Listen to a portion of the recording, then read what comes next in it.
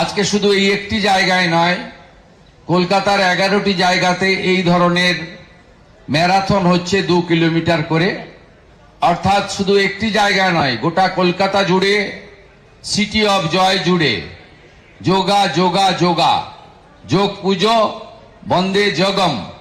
আর মাননীয় প্রধানমন্ত্রীকে আমরা স্বাগত জানাবো, স্বচ্ছতা সে স্বাগত।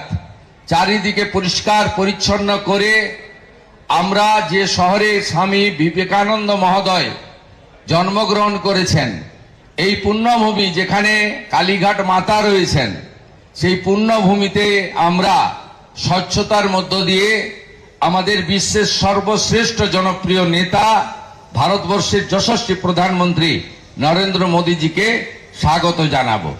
আগামীকাল ঠিক সূর্য ডোবার পরে সন্ধেবেলা 500 নৌকায় বিশেষ যোগের প্রচার হবে।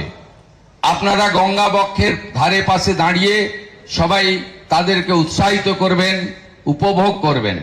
কালকে সন্ধ্যাবেলা সূর্যাস্তের পরে কলকাতা জুড়ে শুধু ঋষি মুনি বন্দে যোগ, চারিদিকে ড্রোনের মাধ্যমে আলোকিত করে দেওয়া হবে কলকাতাকে। আর আমরা সেই মহেন্দ্রক্ষণের জন্য অপেক্ষা করব। 12তম আন্তর্জাতিক যোগ দিবস ভারত সরকারের প্রধান কর্মসূচি হবে আমাদের কলকাতাতে, এবং সেখানে নেতৃত্ব দেবেন যশস্বী প্রধানমন্ত্রী নরেন্দ্র দামোদর দাস মোদী।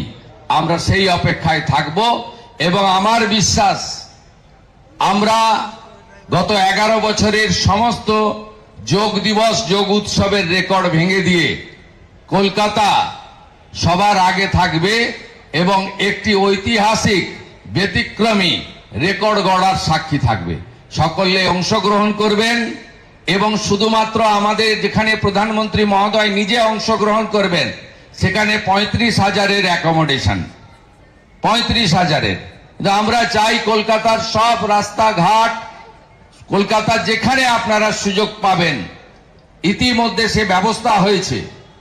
আপনারা সবাই গোটা রাজ্যে যোগ করুন এবং আমরা চাই কলকাতাতে কালকে আমাদের 145টা ওয়ার্ডে অন্তত 10 লক্ষ মানুষ 21 তারিখের যোগা কার্যক্রমে অংশগ্রহণ করে আগের সব রেকর্ড ভেঙে দেবে।